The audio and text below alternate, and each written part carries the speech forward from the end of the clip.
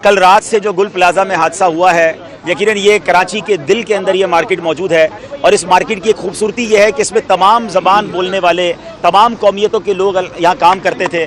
اور کل رات سے اہلیان کراچی بلکہ دنیا بھر میں مسلمانوں کے دل دکھی ہیں، دنیا بھر سے ہمیں میسیجز بھی آ رہے ہیں، اور الحمدللہ دعوت اسلامی کا شعبہ کل رات سے یہاں مصروف عمل ہے، اور اس وقت بھی ہم اس کے امدادی کاموں میں شامل ہیں، اور ابھی ہم لسٹوں میں بھی کام کریں گے انشاءاللہ، یہاں کی ایسوسی ایشن سے بھی بات کریں گے تاکہ جو مالی امداد میں ہم کردار ادا کر سکیں ہم وہ بھی کریں گے۔ میں دنیا بھر کے مسلمانوں سے گزارش کروں گا کہ دکھیارے مسلمانوں کی مدد کریں۔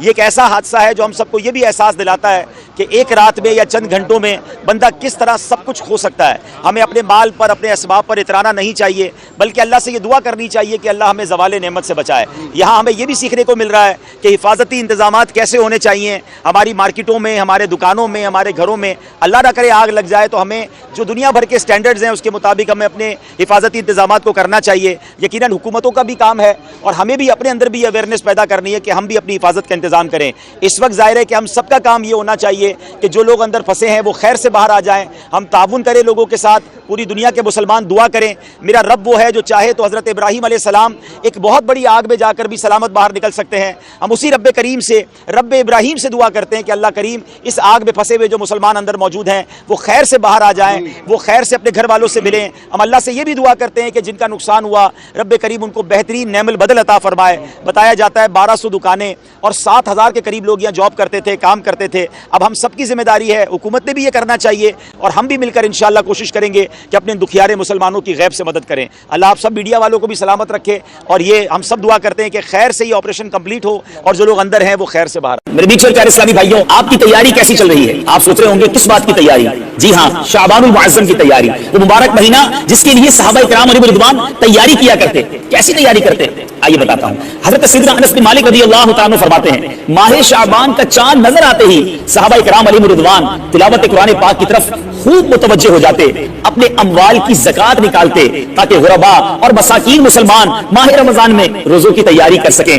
حکام قیدیوں کو طلب کر کے ان کی حد قائم کرتے، یعنی جن کو سزا سنانی ہوتی سزا سناتے، بقیہ جن کو مناسب ہوتا آزاد کر دیتے۔ تاجر اپنے قرضے ادا کرتے، دوسروں سے اپنے قرضے وصول کر لیتے، یعنی ماہ رمضان آنے سے پہلے اپنے آپ کو فارغ کر لیتے، اور رمضان شریف کا چاند نظر آتے ہی غسل کر کے بعض حضرات اعتکاف میں بیٹھ جاتے۔ تو گویا شعبان تیاری کرنے کا مہینہ ہے ماہ رمضان کی۔ اپنے آپ کو عبادتوں کی طرف لے آئیے، مسجدوں کی طرف لے آئیے، درود و ذکر کی طرف لے آئیے، مدنی چینل دیکھتے رہیے، انشاءاللہ اس طرح کے مزید مدنی پھول لے کر حاضر ہوں گے۔ اور یاد رہے ماہ رمضان میں ابھی سے اعتکاف کی نیت بھی کر لیجیے۔ صلو علی الحبیب صلی اللہ تعالی علی محمد صلی اللہ علیہ وسلم۔ یاد رہے کہ میرے آقا علیہ الصلوۃ والسلام فرماتے ہیں کہ الشعبان شہری، شعبان میرا مہینہ ہے۔ ایک عاشق رسول کے لیے اس سے بڑی کیا سعادت ہوگی کہ جس مہینے کے بارے میں نبی پاک فرمائے وہ میرا مہینہ ہے۔ اور ایک بڑی خوبصورت قرآن پاک کی آیت ہے جو اگر میں کہوں تو غلط نہیں ہوگا کہ بچے کو قرآن پاک کی یہ آیت یقیناً یاد ہوتی ہے، اور وہ آیت درود ہے جس میں رب فرماتا ہے ان اللہ وملائکتہ یصلون علی النبی یا ایھا الذین آمنوا صلوا علیہ وسلموا تسلیما۔ درود پاک پڑھ لیں۔ اللہم صل علی سیدنا و مولانا محمد عدد ما فی علم اللہ صلاۃ دائمۃ بدوام ملک اللہ۔ آیت درود جو ہے یہ بھی ماہ شعبان میں ایک روایت کے مطابق نازل ہوئی ہے، تو اس سے پتہ چلا کہ شعبان یہ خاص درود پاک پڑھنے کا مہینہ ہے۔ اسی آیت کو تھوڑا سا سمجھتے ہیں۔ اللہ فرماتا ہے بے شک اللہ اور اس کے فرشتے اس نبی پر درود پاک بھیجتے ہیں، اے ایمان والو تم بھی ان پر خوب درود اور سلام بھیجو۔ قرآن پاک میں بہت سارے آرڈرز ہیں، بہت سارے احکامات ہیں۔ کہیں فرمایا نماز پڑھو، کہیں فرمایا زکات دو، کہیں ہمیں حج کا حکم ملا، کہیں ہمیں بہت سارے آرڈرز ملے، کہیں یہ رب نے نہیں فرمایا کہ اللہ اور اس کے فرشتے یہ کام کرتے ہیں، اے میرے بندو تم بھی شامل ہو جاؤ۔ پورے قرآن میں یہی ایک کام اللہ نے قرآن میں فرمایا کہ اللہ اور اس کے فرشتے درود بھیجتے ہیں، اے مومنو تم بھی درود و سلام میں شامل ہو جاؤ۔ سبحان اللہ۔ اس سے اندازہ ہوتا ہے کہ درود پاک کی اہمیت کتنی ہے۔ البتہ یہ سمجھنا ضروری ہے اللہ کا درود پاک بھیجنا اور ہے، ہمارا اور فرشتوں کا درود بھیجنا اور ہے۔ ہم درود بھیجتے ہیں یعنی ہم ریکویسٹ کرتے ہیں، دعا کرتے ہیں اللہ کی بارگاہ میں کہ اے اللہ ہمارے آقا و مولا جناب رسول اللہ صلی اللہ علیہ وسلم پر رحمتیں نازل فرما، برکتیں نازل فرما، اور اللہ ان پر اپنی رحمتیں نازل فرماتا ہے۔ یہ اس کا درود بھیجنا ہے، ہمارا ریکویسٹ کرنا، ہمارا کام دعا کرنا ہے۔ اب ذرا سمجھیے کہ اللہ اور اس کے فرشتے درود بھیجتے ہیں۔ اچھا یہاں یہ بھی نہیں کہا گیا کہ اللہ اور اس کے فرشتوں نے ایک بار درود بھیج دیا، اے مومنو تم بھی درود بھیجو، یہاں لفظ لایا گیا یصلون، جو تھوڑی سی عربی گرامر سمجھتے ہیں انہیں پتا ہے یہ کنٹینیوسلی ورب کو دلالت کرتا ہے، یہ کنٹینیوسلی فعل، کنٹینیوسلی ورب کو دلالت کرتا ہے کہ ایک بار نہیں، مسلسل یہ درود جاری ہے. سبحان اللہ. تو آپ سوچیں کہ اللہ کے نبی پر ہر لمحہ لاکھوں کروڑوں اربوں درود جا رہے ہیں، تو میری اور آپ کے درود پڑھنے کی حاجت نہیں ہے.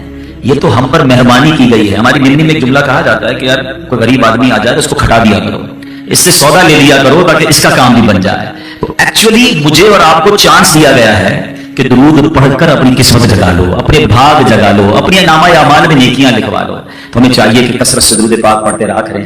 آئیے مل کر محبت کے ساتھ باآواز بلند درود پاک پڑھ لیں. صلو علی الحبیب صلی اللہ تعالی علی محمد صلی اللہ علیہ وسلم. ماہ شعبان میں جہاں بہت خوبصورت واقعات ہوئے، بڑے بڑے بزرگان دین کے عرس آتے ہیں، ان کے ایام آتے ہیں، وہاں ایک بڑی عظیم ہستی ہے، ہم سب کا جن سے تعلق ہے، بلکہ یوں کہوں کہ ہم سب ان کے فالوورز ہیں، ان کے ہم مقلد ہیں. میری مراد امام اعظم ابو حنیفہ حضرت نعمان بن ثابت رضی اللہ تعالیٰ عنہ سے. 2 شعبان المعظم یہ آپ کا عرس ہے. اپنے آپ کو حنفی تو کہتے ہیں مگر بہت سارے لوگوں کو تو امام اعظم کا نام بھی نہیں پتا. امام اعظم ابو حنیفہ تو کہتے ہیں، ابو حنیفہ ان کا نام نہیں ہے، ان کا نام نعمان بن ثابت ہے. جن کے ہم مقلد ہیں، جن کو فالو کرتے ہیں، ان کا نام یہ ہے. تو آج ان کی سیرت، ان کی کچھ بایوگرافی، اور اس بایوگرافی سے مجھے اور آپ کو کیا سیکھنے کو ملتا ہے. بڑا عجیب و غریب واقعہ آپ کی زندگی کا. کوفہ کی مسجد میں امام اعظم ابو حنیفہ وضو فرما رہے ہیں. پہلے یہ فضیلت ذہن میں رہے کہ روایتوں میں آتا ہے کہ جب بندہ وضو کرتا ہے، اے نمازیوں تمہیں مبارک ہو، اے وضو کرنے والوں آپ کو مبارک ہو، کہ جب بندہ وضو کرتا ہے تو چہرہ دھوتا ہے تو چہرے کے گناہ معاف ہو جاتے ہیں، ہاتھ دھوتا ہے تو ہاتھ کے گناہ معاف ہو جاتے ہیں، سر کا مسا کرتا ہے تو سر کے، اور پیر دھوتا ہے تو پیر کے گناہ معاف ہو جاتے ہیں. مگر یہ معاف ہوتے ہیں یا گناہ دھل جاتے ہیں، یہ روایتوں میں تو پڑھا، مگر اللہ نے امام اعظم ابو حنیفہ کو وہ نظر عطا فرمائی تھی کہ آپ وضو فرما رہے تھے تو آپ کے برابر ایک نوجوان وضو کر رہا تھا. آپ نے وضو کرتے کرتے اس کے ٹپکتے ہوئے قطروں کو دیکھ کر فرمایا، اے بیٹا ماں باپ کی نافرمانی سے توبہ کر لے.